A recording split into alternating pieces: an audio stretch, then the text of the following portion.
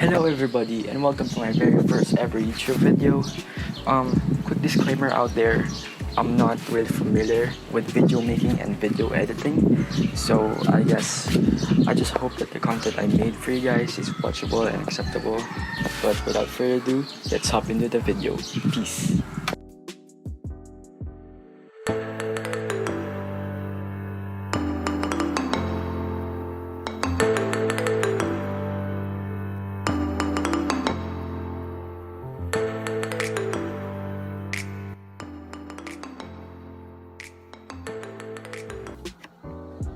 So let us begin by introducing myself. So my name is Edric and I am an architecture student at University of Santo Tomas.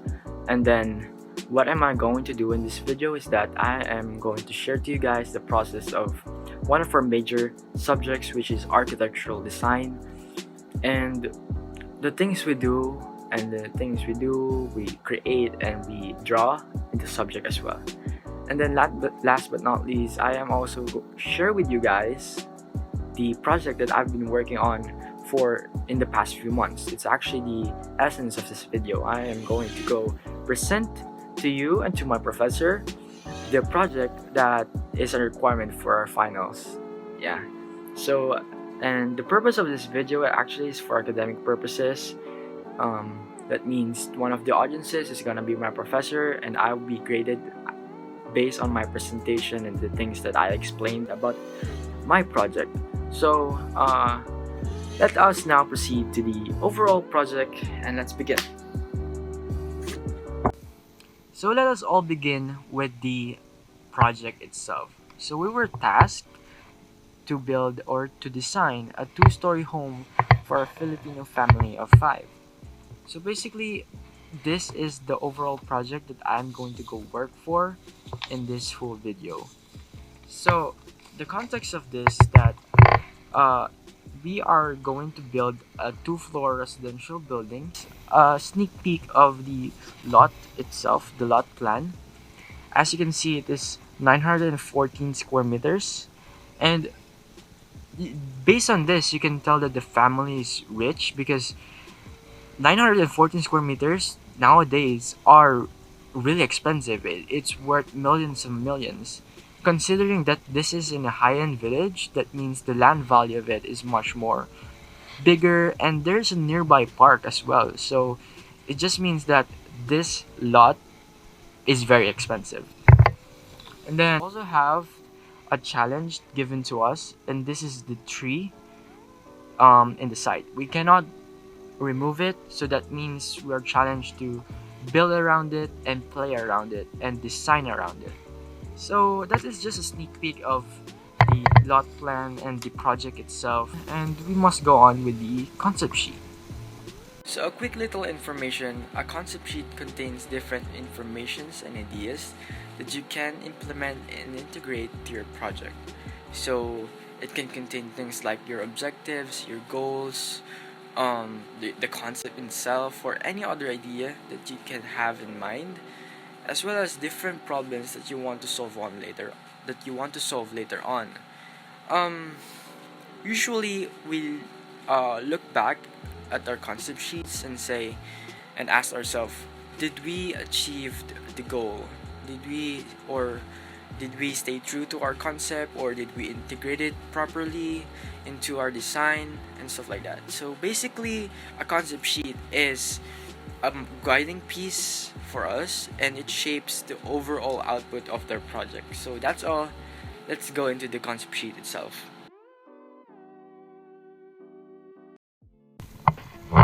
So this is my concept sheet, and I am going to briefly walk you through to my concepts, philosophy, and things like that.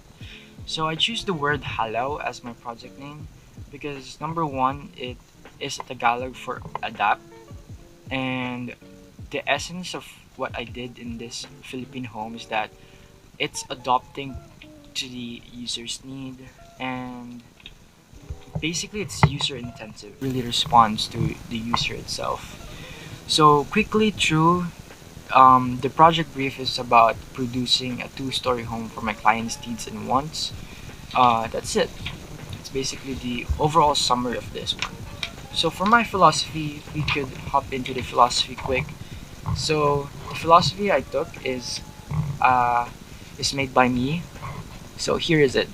Architecture is like the art of writing or telling a story. There's a character and it builds according to the character's context. So this is a good metaphor about adapting and responding to your user. Like for example, you're a writer.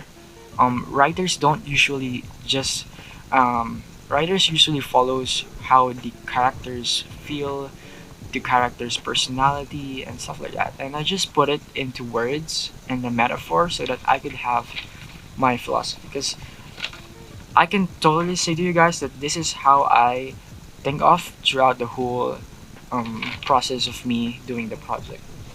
Then next is the concept. The concept is pretty innovative and cool for me. It's one of the most interesting concept that I have ever had, and this is it. Integrating transformable architecture into a modern Filipino home, because I think it is an innovative response to modern Filipinos' technological trends. Civil architecture uh, is usually done into tight spaces so that uh, it can create two or more multiple spaces in a very short or very few square meters or square feet. And doing it and integrating it in such a big house is kind of tricky. So what I did is just I incorporated transformable architecture into the doors, floors, furniture, and as well as the windows. Because if I incorporate it into the wall, reasonable and practical, considering that they already have a big space, and my clients are kind of they're very privileged, so them them moving the walls is kind of a unpractical for their personality. So what I just did is I find out on ways on how to still transform spaces for them, because overall they have a lot of needs and diverse interests. So it's a good solution for their problems. Other subordinating concepts are responsive architecture and tropical design. Responsive architecture complements a lot transformable architecture because it is also user intensive.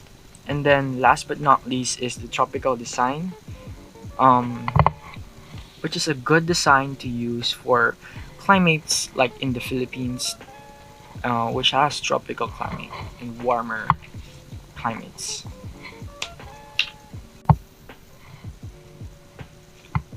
Now let's move on to the considerations. I have my considerations ranks 1 to 8. So yeah, my first consideration is the climate. I think climate is a pretty reasonable first place for me because climate shapes Filipino architecture. Like for example, the Bahay Kubo was being developed and made because of the climate of the Philippines, and that's why I incorporated it as my first. I also have circulation, solar aspect, open plan. So these other considerations have been taken from my project objectives and design objectives. Like this would help solve other things that they want. Then we also have natural light, landscape, wind direction, and aesthetics and views. I was a bit skeptical at first whether I put wind direction as the 8 and aesthetics higher, but I guess for me, what I wanted my clients to feel is that whenever go inside their house, the atmosphere is a bit fresh and cooler, and it's not always about the looks. So I want the wind direction to complement the house much more than aesthetics and views. Like I want them to go inside the house, open the door, and then let's say, "Oh wow, this is a very different feeling. I love it." Instead of "Oh wow, this is beautiful." Like you always hear houses are beautiful. Like, "Oh my god, it looks good. It's really good." But but if a house makes you feel great, that is much more meaningful and much more better than aesthetics. And usually that is based on my philosophy, but I think most architects would agree, and most of my peers would also agree about that. Feelings is much more important than looks. Now, going on to the strategies, there are a lot of strategies here, but I'm going to just enumerate some. Like we have tropical design, proper zoning, proper orientation of plan, using the hugeness of lot to advantage, high ceilings, more openings, large gardens, um, use windows into a correct position so that it would complement the wind direction, and then we also have use the nearby park's view. So this is my overall concept sheet. These things have been shaping my overall output of my project. So this is what we're going to go get back after everything is final. Like I wanted my final output to answer all of these objectives and all of these considerations, and I wanted my final output to integrate transformable architecture completely. So up next is actually a user analysis. So we are going to get know more about our clients, my clients, um, the users of this residential home, and what they like, their interests, what they dislike, or what other requirements do they need so that they would feel like home, and things like that. So basically, this is very important for me because as we go back to my philosophy, the philosophy is very user intensive analysis. It shapes and revolves around the users pretty much. So let's just get into it. So let us hop on to the user analysis of the project. So I have here a slight image representation or references of the members of the family. Like we got to know each member of the family as a whole and then integrate them together. We gotta know their hates, their likes, their interests, their career or hobbies, and other things that will affect our project. So, quick disclaimer out there: this is not the exact look of our clients. Our clients is more imaginary than ever, and as you can see, they're not also Filipino. So just imagine them as a Filipino person. So let us go into the father, the breadwinner of the family, the the alpha male of the family, the I don't know, the boss of the family. So Dominic here. We have a Dominic's profiler. Sorry for my sketch. I just sketched a little bit messy. So Dominic is a doctor and a hospital director. He has very high position in his hospital. He also hates parties. He likes gardens and morning strolls, and he is kind of a art collector. You know what I mean. So being a doctor and a hospital director is kind of a big and huge task. It also means that he has a higher standing in the society, and he is basically one of the definition of a luxurious and privileged people. So what I meant by that is that whenever I see a hospital director, it always equates to having a home office. So because he's a hospital director, I put an office upstairs for for a private space. And he's not only a doctor, he's more of a hospital director. So that means he wouldn't invite patients to go into his home and check them out. Like what he's going to do at home is that he'll just have paperworks and administrative tasks to do. A home office that would really represent his higher standing. Next is he hates parties, so this is just a practical solution. Put away the master's bedroom from the parking area. This is one of the uh, my client's requirement that is easy to solve because you could always manifest it quickly and change it quickly into the floor plan later on. Next is he likes gardens and morning strolls.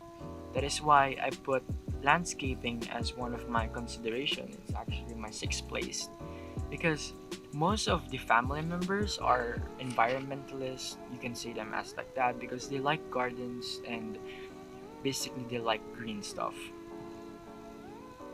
And last but not least on Dominic is that he is an art collector. So as an art collector, he he is somewhat collecting different stuff, different painting, maybe statues. That is why I have a hallway.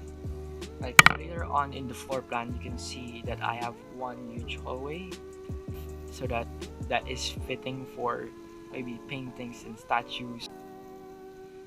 It's not now. Let us go on to Alex. Alex is actually the mother, as you can see. Oh yeah, she is the mother of the household. Imagine this if this family is true, they're pretty much the most handsome and most beautiful family out there. So Alex here is a fashion model. So a fashion model loves gardens, traveling, plants, and social media. So Alex here is a huge influence in the position and the design of the master bedroom, and I'm going to go say why. As a fashion model, what I did is that I provided her a big walk-in closet in the master bedroom, enough to fit a lot of bags, a lot of clothing, and dresses for her. She also likes gardens, which is a similarity to Mr. Dom. It's one of the reasons why they were married or how they met, etc. But we're not talking about their love life now. He also likes social media. So as a social media and as a model, she needs a decent aesthetic background, a decent background view, and stuff like that. That is why, if you can notice, let's say for example, this is, this is their master bedroom, and there's a park here, and this is the major road. I made sure that they have a balcony and a view facing the park so that whenever she wants to take pictures and post it to social media, he have a nice wonderful park here. Another thing is that there's a sunset view here. So every maybe past 5 p.m. the sunset would really be a very big great setting for social media posts, maybe on Instagram and stuff like that. And honestly, Miss Alex here is a great influence in the design of my master bedroom. The things that I put there, um, the carpets, the bed, and stuff like that. I also made sure that the master bedroom has the most awesome view, both inside the house and outside the house. So we're done to Miss Alex here. Let's proceed to the two kids, the children of the family. Let's start first with the eldest of the children. We have John. So John here is, let's say, so this is John. So John here is an advertising major. He loves to party and goes home late the next day. Typical for young adults at their peak. And then we have he loves to host parties, which is understandable because, of course, he's advertising. And then, yeah, that is basically a little bit of information of to John. What I did here is that I put the room near the party area because, like he said, that he likes to party, he likes to host parties. So, why not make your room beside or near the party area so that it won't be hassle? Plus, if you want to have guests around, you can just bring them there and party near the party area. So, loves to go home late and the next day. Such young adults and teens are becoming party goers. Now So next is to Miss Sam. Miss Sam, dude, look at this those smile. This family is really, really beautiful. Yeah, Miss Sam here is the daughter of the family. Like, yeah. So Miss Sam is the youngest of all. She is a fashion designer student. Also likes to party. Well, that's new. Don't like hot weather and mornings? Oh, I relate. And then exercises a lot. So Miss Sam here, I don't know. I feel like if you ever watch vlogs of Victoria's Secret models or different models in Instagram, like I watch their vlogs, and this is basically what are they doing. So I adopted the room of Sam and the other. I solved Sam's interest by watching what type of room does those Victoria's Secret model have, what type of routine do they have, um, how early do they wake up, or etc. So for parties, I put him near the party area as well. You know, she's like her brother. And for the exercise, since she is a fashion student, maybe his figure is important to her. So I put the gym near her. It's like how many walks away from her room, and yeah, I also put the gym into one of the coolest part of the house, so that she can go there at any time of the day without any hassle. Like, you know, she has definitely a different type of body clock. She hates mornings. For the mornings and hot weathers, I put specific shade elements in the windows. This is where architectural elements and architectural materials comes in. And yeah, that's basically the problem solved for Miss Sam here. So let us go to the most interesting family member of this household. So we have here Granny. So this is Granny Ash. Oh yeah. So grandmother here is a chef. That's one. She loves cooking. She also likes gardening, workout, and vlogging. And then last but not least, she also likes parties and movies. As a chef and as a addict in cooking, I made a big show kitchen for her. You know, it's a necessary thing so that she could also have a good vlog content. And then I also put her room in the ground floor, because that is usually where we put our grandparents, because they might have arthritis or any other health problems. It's much more near the exit or the entrance of the house. She also likes parties and movies, and I definitely put it here.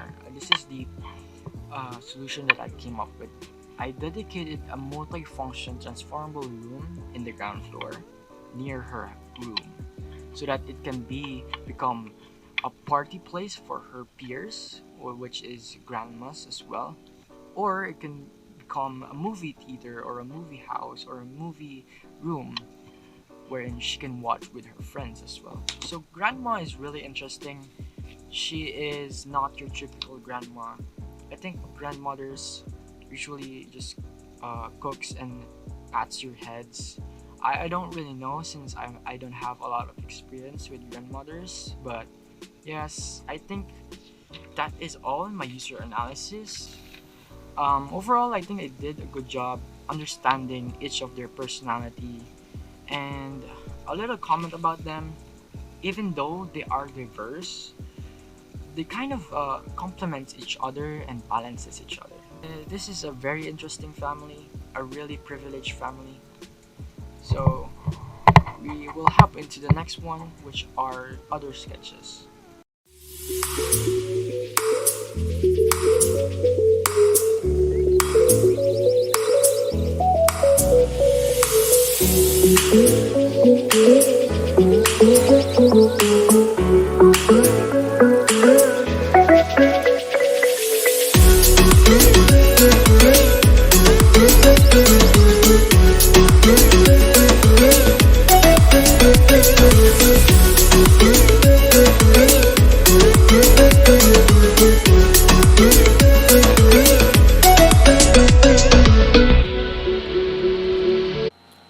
next, we need to answer questions like, does your design consideration and concept relate to each other, or how did you translate your design objectives into your concept? Then next is, do you consider the home, or what makes the home you designed Filipino? These questions will be answered in the next few clips, so stay tuned. So answering that questions, I definitely think that I have successfully translated the design objectives into my concept. Like for example, uh, design two-story residence with specific spatial requirements and diverse interests.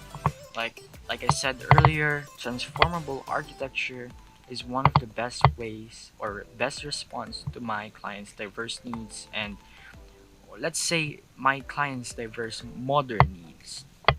Now, another thing is create and innovate design proposal that fits modern Filipino. So later on, I'm going to show you the elevations, and you're gonna be the judge if you feel like it's Filipino or a new type of modern Filipino design or idea. But for me, I was really, I think I did a good job on incorporating Filipino aesthetics to this design, especially when speaking of tropical architecture. And next is come up with our architectural drawings that sufficiently address proper interrelationship. So this is the architectural drawings. Also have sketches here. Have the second floor, and these are some of the elevations. I just wanted to point out the areas wherein there's transformable architecture, or I applied transformable architecture, because most of this I applied tropical design, but there are a few spaces wherein I applied tropical architecture, mainly the living room with the kinetic window, the multifunction room wherein the walls can be moved here so that it would be dark and it can serve as a movie room for our grandmother as well as a party room for our grandma. Then what else? We also have in the upper room or the second floor the transformable space wherein this whole area is gonna be full of furnitures and floorings that transforms into different maybe cabinets and stuff like that. And then this is also another type of kinetic window. Provides another loob at labas feel to it and stuff like that. And we have the party terrace and the balcony, and yeah, that is, and the master bedroom, which is really huge. Yeah, overall I think this this home that I designed is Filipino in essence. Like for example, you have an entry porch and your foyer or foyer. Because usually Filipinos likes a lot of besos and saying goodbyes to their guests. Like number one goodbye area here, like goodbye, blah blah blah. And then they will beso here, goodbye again, and then they will send regards again in the entry porch. So that's one of the things that Filipino do that makes a home Filipino. So I just made it easier for them, one step easier for them.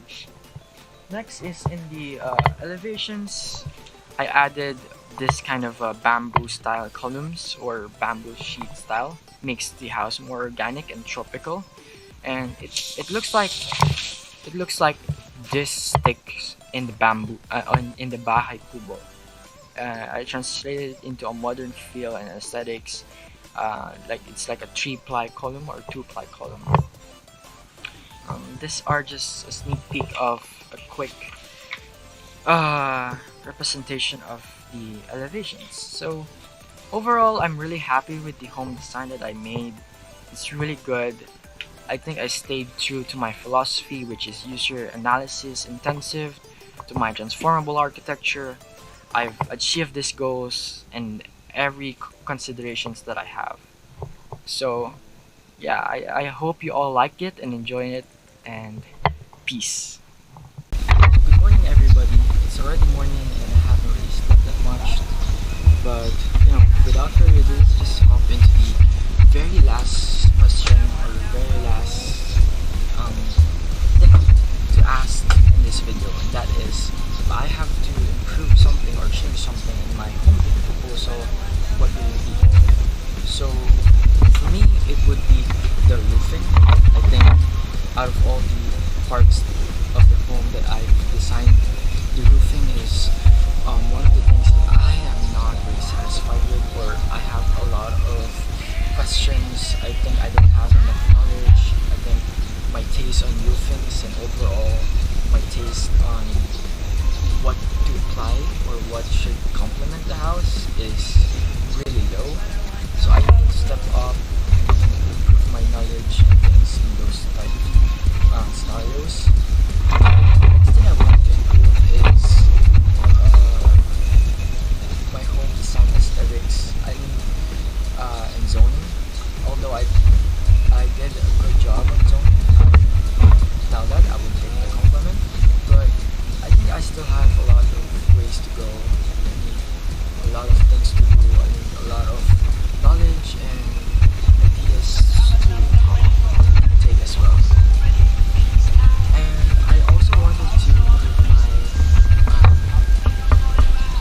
my ideas when it comes to concepts and overall design aesthetics of the house. I really need to improve those.